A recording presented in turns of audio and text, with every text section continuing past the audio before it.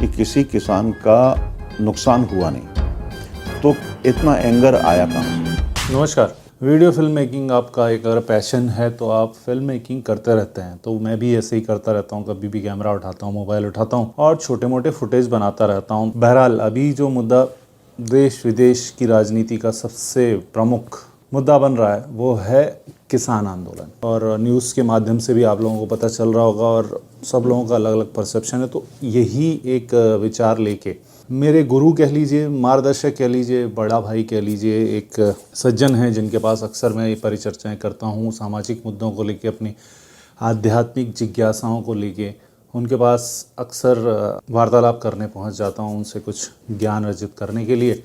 तो ऐसे ही इस बार जब मैं ज्ञान अर्जित करने के लिए उनके पास गया या डिस्कशन करने के लिए गया, रादर एक कैजुअल वे में वैसे ही मिलने गया था, लेकिन अपना कैमरा ले गया। एक काम अच्छा किया, कैमरा ले गया और माइक ले गया, और तो मैंने उनसे साथ काफ़ी चीज़ें डिस्कस की। हो सकता है वो फुटेज आपको नहीं लगे कि ये वीडियो फिल्मिंग के लिए बनाया गया है या यूट्यूब वीडियो के लिए बनाया गया है, क्योंकि उनको नहीं मालूम था कि वीडियो शूटिंग चल रही है। तो आगे की वीडियो में आपको वो दिखाई देगा। तो उस मुद्दे पे, किसान आंदोलन जो हो रहा है उस मुद्दे पे, और बाकी भी जो राजनीतिक परिदृश्य है, राष्ट्रीय अगर फेस को देखा जाए तो जो प्रमुख मुद्दे हैं उन पे थोड़ी बहुत बातचीत की। तो हो सकता है आपको ये पसंद आए वीडियो। चलिए तो उस वीडियो फुटेज को देखते हैं आगे। किसान आंदोलन के बारे में आपके कुछ विचार? नहीं, अभी मैं कुछ नहीं बोलूँगा Sandeep, because I am not prepared for that. Record तो कर रहा हूँ, लेकिन मैं उसको कहीं यूज थोड़ी नहीं करूँगा।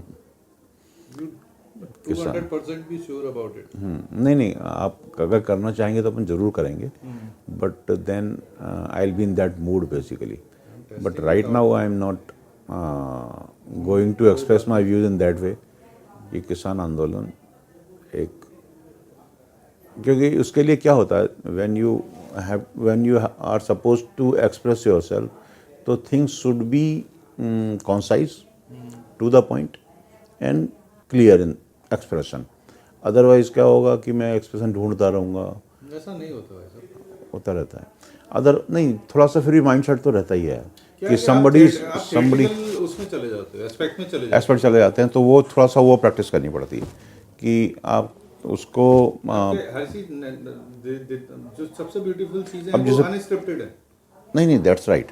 बट अब जैसे क्या होगा ना कि सपोज समबडी, मतलब कि भैया I am going to my factory, then I am in that mood कि फैक्ट्री आए करना क्या है मुझे। अभी पता लगा कि मैं all of a sudden factory पहुंच गया विदाउट एनी एजेंडा, तो फिर ये लगा कि ठीक है चलो घूम फिर वापस। तो जब आप फैक्ट्री आते हैं कि मेरे को जाना है, वहाँ पे ये काम चल रहा है, आई हैव टू मॉनिटर और do this, I have to collect these things, I have to pass on instructions for this, तो अपन कराते हैं। अब किसान आंदोलन क्या है ना यार, ये बड़ा उलझी हुई सी दास्तान है कि किसान आंदोलन साफ साफ आपको दिख रहा है यार कि ये जो है ये सब कुछ मतलब दिस इज मेरा को एक जो वैसे ही पूछ रहा हूँ, मेरे को एक जो मन में दृष्टिकोण आज जो आपसे नहीं कर पाया, मुझे ऐसा लगा है कि इन्होंने वीक लिंक चुना। एक साथ किसान तो थी, वो सिख थे, खालिस्तानी थे, सब कुछ था, इनके पास और कुछ बचा नहीं था करने के लिए क्योंकि शाहीन बाग एक्सपोज हो गया था। इन्होंने जो मिनिस्ट्रियल वीक लिंक चुना कि ये आदमी को एक्सपोज किया जाए, थोड़ा सा, मतलब एक्सपोज नहीं, इसका लिटमस टेस्ट किया जाए नरेंद्र सिंह तोमर। ऐसा नहीं है। कारण ये है, देखो अपन इसको मोदी ने नहीं, विपक्षियों ने वो पकड़ते हैं। नहीं, ऐसा भी नहीं है। ये हमको ऐसा लग रहा है।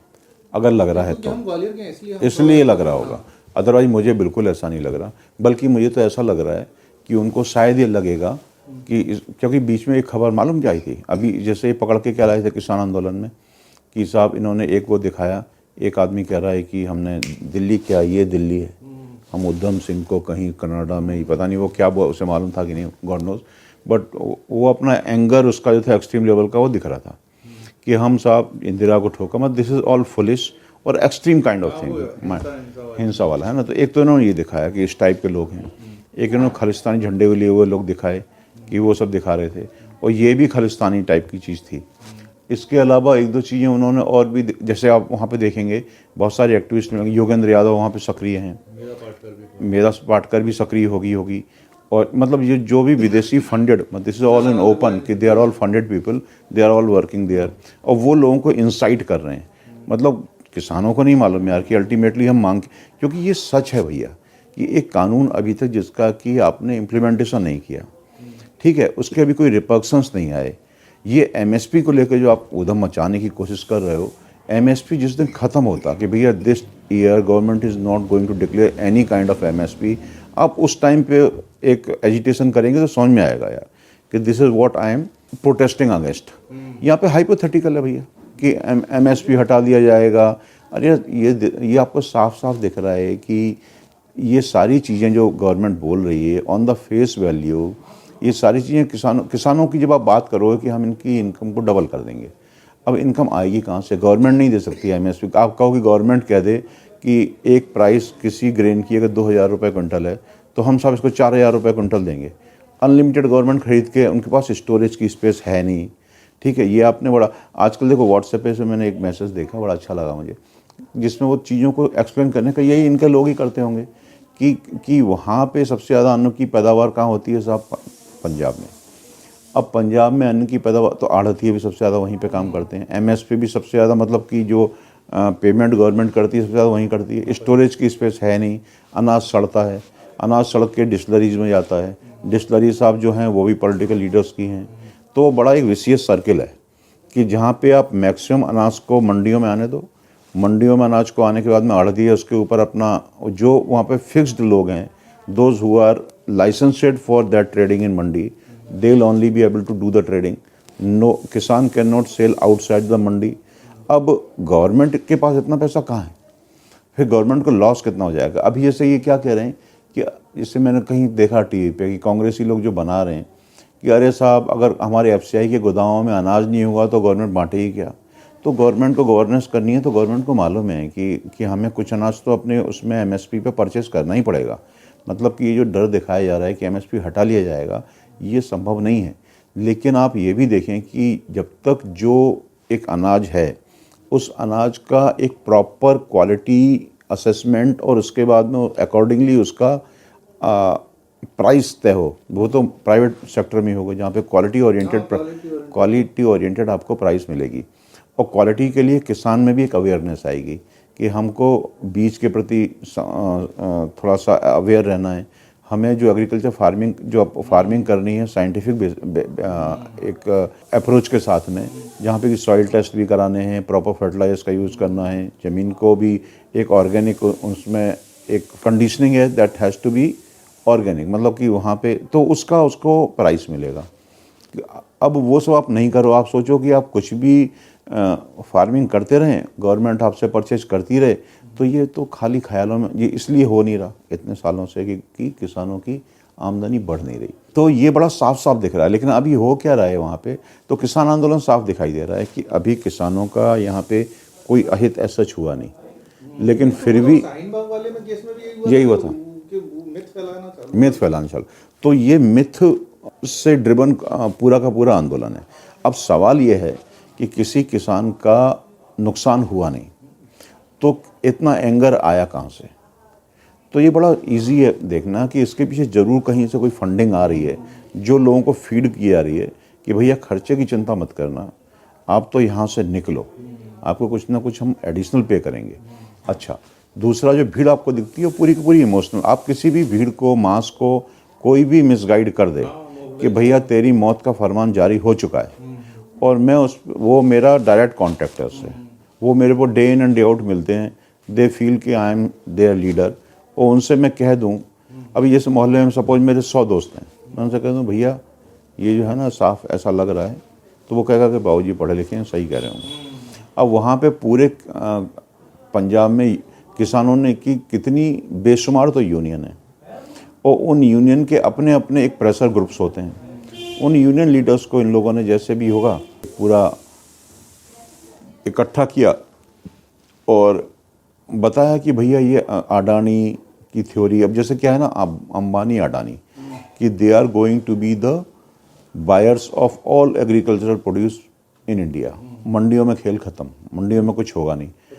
अच्छा, मंडियों में होगा नहीं तो एमएसपी तय गवर्नमेंट करेगी नहीं, एमएसपी हम तय नहीं करेगी तो मंडियों में व्यापार, मतलब फिर किसानों को अपना कहीं बाहर ही बेचना है। तो ये फैला दिया गया कि मंडियों में जो किसान जब नहीं बिकेगा तो आपको बाहर बेचना पड़ेगा और बाहर आपकी कीमत मिलेगी आपकी क्वालिटी के बेसिस पे, आप चाहो कि आपको साहब है ना, तो आपको पूरी कीमत नहीं मिलेगी। और लोगों को ये डर दिखा दिए गए कि ये गवर्नमेंट अंततोगत्वा शुरू करती है कुछ और कह के और करती कुछ और है। एक लोगों को डराना, इस तरह से डराना या कंफ्यूज करना। अपरेंट ऑब्जेक्टिव्स होते हैं वो अलग होते हैं और जो हिडन ऑब्जेक्टिव्स होते हैं वो अलग होते हैं। जो आपको दिखाई देता है कि साहब this is for your, but don't you think कि ये जो मुझे लगता है इसमें मोदी सरकार की कमी नहीं है कि ये इसको पल्स को पकड़ नहीं यस पाते। दैट्स व्हाट मैं भूल गया था, अपन इतना बात कर रहे थे कि ये नरेंद्र सिंह तोमर का टेस्ट नहीं है। एक्चुअली हुआ ये कि ये आंदोलन तो हो गया शुरू। अच्छा, या तो इसे इंटेलिजेंस फेलियर कहा जाए कि इनको ये मालूम नहीं कि इस लेवल पे ये आएगा, या फिर मैं ये कहूँगा कि दे आर प्रिपेयर्ड। क्योंकि आप ये भी देखो कि पब्लिक को ये डर लग रहा है, मोदी सपोर्टर्स को, those we are who are bhakt, उनको ऐसा लगता है कि यार ये तो बड़ा क्राइसिस हो गया, दिस इज साइन लाइक। लेकिन आप कैसे देखिएगा कि लोग बाग हैदराबाद, जेपी नड्डा हैदराबाद जा रहे हैं, मोदी जी वैक्सीन में लगे हुए हैं, और यहाँ पे हैंडल कौन कर रहा है? पीयूष गोयल, नरेंद्र सिंह तोमर, ये कोई सोम प्रकाश हैं जो वाणिज्य मंत्री हैं क्या, तो ये लोग जो हैं वो हैंडल कर रहे हैं। तो गवर्नमेंट ये दिखाने की कोशिश कर रही है कि हमें सब पता है कि ये कौन लोग इसमें इन्वॉल्व हैं और उनके क्या वेस्टेड इंटरेस्ट हैं, या क्या उनके, मतलब they are all anti government organisations जो कुछ किसानों को लेके आ गए हैं। और जो किसान भी हैं वो सारे के सारे वो किसान हैं जो कि धनवान हैं, ठीक है। गरीब किसान जिसको कि इस बिल का वास्तव में फ़ायदा होने वाला है वो उसमें नहीं है। और ये वो किसान है जो पॉलिटिकली ज़्यादा अपना एक पॉलिटिकल वजूद जिनका ज़्यादा है, तो just to show that blackmailing power of that. अच्छा, अब है यही कि ये वहाँ से किसानों को, छोटे जो पंजाब के छोटे किसान भी हैं कुछ, मतलब जो ऐसा कहा जाए कि साहब वो मतलब राजनीतिक तौर पे वो उतने एक्टिव नहीं है, वो केवल अपने जो लोकल नेता हैं उनके पीछे आ गए हैं, उनके कहने पे आ गए हैं, और उनको कहा गया खर्चा भैया हम आपका उठाएंगे, आप तो हमारा खाना पीना रसद लेके आए हैं यार। पूरा खाना पीना रसद। और आप उनके वक्तव्य सुनो, वो इतने जहर से बुझे हुए वक्तव्य दे रहे हैं। मतलब मुझे कभी नहीं लगता कि वो वक्तव्य अपनी माओं को लेके दिए जा रहे हैं। वो हमेशा सा लग रहा है कि वो कोई स्कोर सेटल करने आए हैं, वो कोई ये दिखाने आए हैं कि अब हम आ गए हैं, अब तो तुम्हें हम पटक ही देंगे, मतलब कुश्ती लड़ने आए हो। वो आपको बहुत कम ऐसा उसमें, अब क्योंकि इसमें रोल काफ़ी सारी चीज़ें कितनी उलझ गई हैं, अवार्ड वापसी शुरू हो गई है, मतलब सबको जो पंजाब में राजनीतिक अपने अपनी जो अकाली दल अपनी खोई ज़मीन तलाश कर रहे हैं, अमरिंदर सिंह अपनी पकड़ मजबूत कर रहे हैं, सिद्धू वहाँ पे कुछ कर ही रहा होगा, बाकी का, और ये कर सब यही रहे हैं कि किसानों जो किसान एजिटेटेड हैं उसमें उनके लिए वो उनकी हमदर्दी कौन ज़्यादा से ज़्यादा लूट सके। किसान को एजिटेट तो कर दिया है, मतलब आपने घास में आग लगा दी है, अब उसकी मैक्सिमम हीट कौन यूटिलाइज करे, मतलब कौन उस पर कैपिटलाइज, मैक्सिमम कैपिटलाइजेशन कौन कर पाएगा, वो सब चल रहा है यार, अब क्या बोलेंगे। नरेंद्र सिंह तोमर लेकिन सही उसको टैकल कर रहा था कल भी नहीं, नरेंद्र सिंह तोमर जो है ना, मैंने देखा कि वो बिल्कुल प्रिपेयर्ड बंदा है, और वो बहुत पहले से, जब ये इसको उछाला जा रहा था किसान को, जब बहुत पहले से मैंने देखा, जब किसान आंदोलन शुरू हुआ था तो ये मीडिया वाले पहुंच गए वहाँ किसान, सो कॉल्ड किसानों के पास कि साहब आप इस किसान बिल से क्यों परेशान हैं, ये है वो है।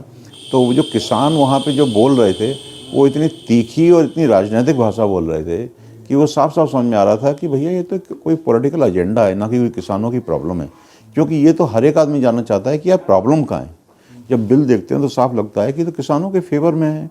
जब आप कह रहे हो कि हम किसानों की आमदनी बढ़ाना चाहते हैं तो ऐसे ही बढ़ाई जाएगी कि आप उसको स्टीरियोटाइप से निकालो कि भैया आप मेहनत कर रहे हो, फिर उसके बाद मंडियों में आपका अनाज औने पौने दामों में बिक रहा है, फिर वो कहीं वेयर हाउस में स्टोरेज में जा रहा है, और फिर आप कहीं उसकी बेटर जहाँ आपको प्राइस मिल सकती है आप वहाँ जा नहीं सकते, आपका कानूनी बंदिशें हैं।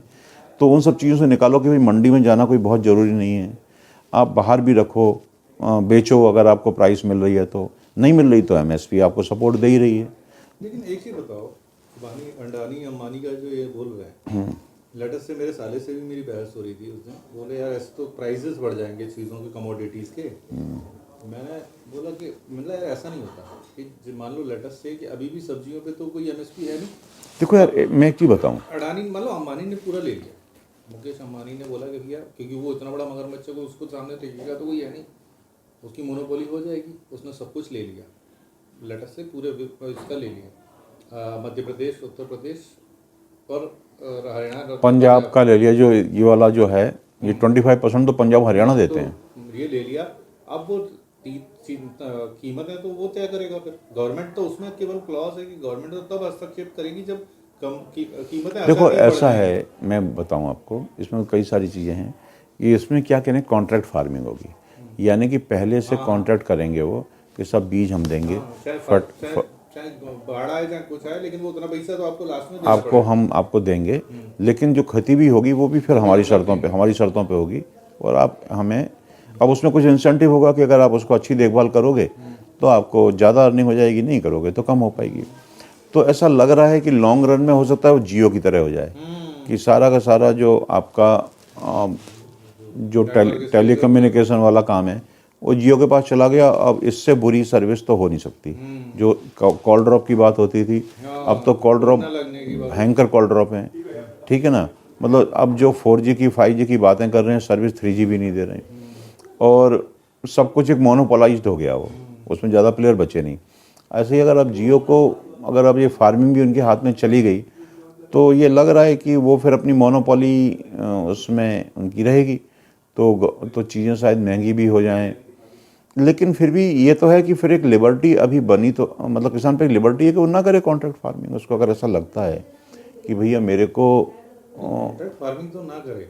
हाँ, लेटर से उसमें एक चीज़ बोल रहे थे कि भैया अभी मान लो आटा चक्की वाला है अपना योगेश, वो गेहूं खरीद के पैक करके बेचना चाहता है, तो वो भी किसान के साथ कर सकता है टाई अप कि भैया तू अपना जो गेहूं है अपने खेत का मेरे को बेचना।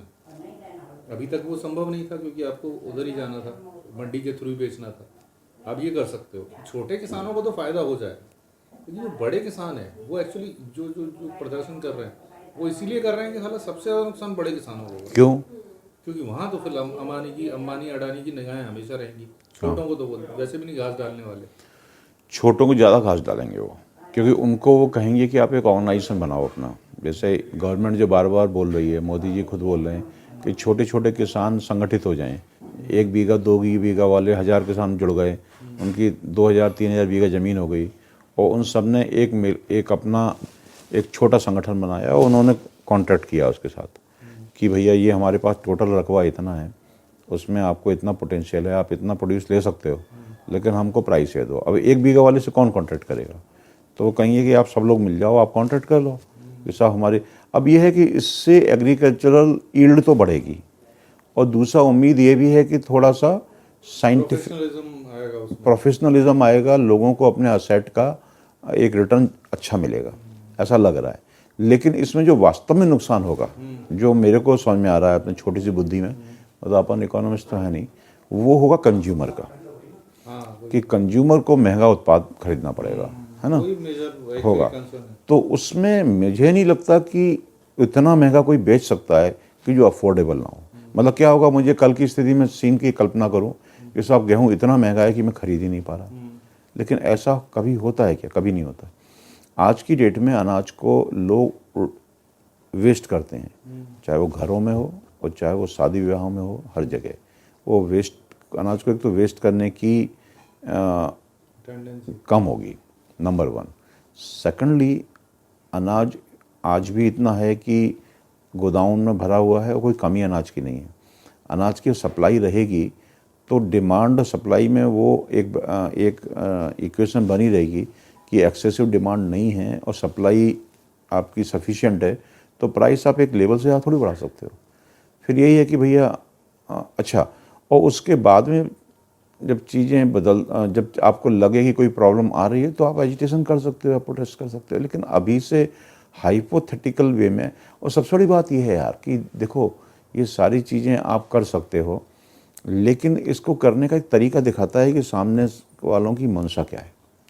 एक किसान जो होता है वो इस तरह से पॉलिटिकल चैलेंज लेके ऐसे नहीं आता कि वो अपनी एक राजनीतिक शक्ति प्रदर्शन कर रहा है कि हम तुमको झुका देंगे, तीनों बिल वापस लो, उसके बाद बात होगी। अरे भैया, बिल वापस लो, गवर्नमेंट बिल बनाएगी। बिल अगर ऐसे वापस होंगे, आज किसानों का बिल वापस हो रहा है, कल को मुस्लिम खड़े हो जाएंगे कि अगर ये बिल गवर्नमेंट सपोज वापस लेती है, गवर्नमेंट ये सोच के वापस ले कि भैया किसानों के भले के लिए था, किसानों को लग रहा है कि उनका बुरा हो रहा है, हम बिल वापस ले लेते हैं, किसान अब अपना और वेट करें। खड़े हो जाएंगे वो, लेकिन कल तीन को तलाक ये वाला वो हटा। कल को तो हर आदमी वहाँ पे दिल्ली पे जाके बैठ जाएगा, दिल्ली को आप चोक कर दोगे। अभी दिल्ली वाले जो इतना सफ़र कर रहे हैं, अब क्योंकि दिल्ली गवर्नमेंट की वजह से कर रहे हैं, लेकिन कि भैया दिल्ली गवर्नमेंट ने कहा हाँ ये तो किसानों को लूटने वाला बिल है। अरे यार, किसानों को लूटने वाला बिल है तो दूसरे हज़ारों प्लेटफॉर्म है, आप एक आंदोलन कर सकते हैं, एक जनमत तैयार कर सकते हैं कि, और लोगों को क्लियरली आप डिफाइन करें कि भैया this is how our agriculture scene will be disturb, हम लोगों के। लेकिन केवल अंबानी की तस्वीर दिखाना, अडानी की तस्वीर दिखाना और ये कहना कि ये दो राक्षस हैं, ये हमारी ज़िंदगी को खा जाएंगे, तो यहाँ पे ऐसा भी नहीं है कि जो मतलब भारतवर्ष में अब एक समाज के प्रति जिम्मेदारी समझने वाले लोगों का अभाव हो चुका है। बाबा रामदेव जैसे लोग आज भी हैं जो कि इस तरह की चीज़ों का विरोध 100% करेंगे अगर उनको ऐसा लगेगा कि ये समाज विरोधी है या ये आगे जाके किसानों के हित में नहीं है या देश के देशवासियों के हित में नहीं है।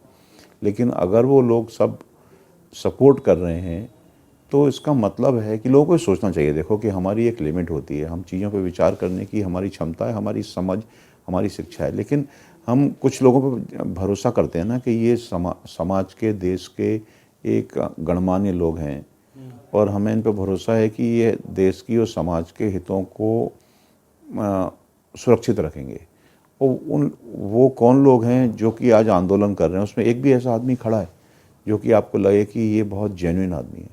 आपको सारा लोग लगेगा कि ये पॉलिटिकली परास्त लोग हैं, ये सारे के सारे NGO चलाते हैं, इनकी विदेशी फंडिंग होती है, ये समाज में वैमनस्य बनाए रख के इनकी परवरिश होती है।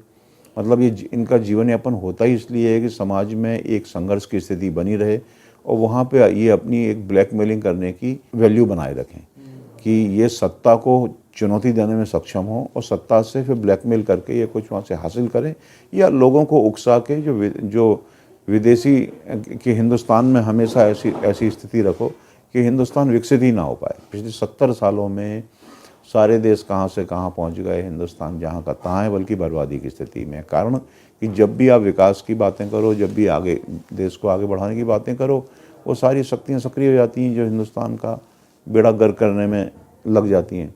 चाहे वो बांध बन रहे हों, चाहे किसानों की कोई उत्थान की बात हो या बॉर्डर प्रोटेक्शन की बात हो। ले दे के अभी तक वो चाइना की तरफ से बंदूक चला रहा था, वो किसान के कंधे बंदूक रख के बैठा हुआ है पट्टा। अभी वो कह रहा था चाइना ने ज़मीन घेर ली है, वो हमारा प्रधानमंत्री कायर है।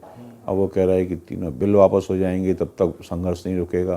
पहले वो कह रहा था कि CAA में मुस्लिमों के घर दौड़ लगा रहा था कि हमको तो साहब CAA वापस करवाना है।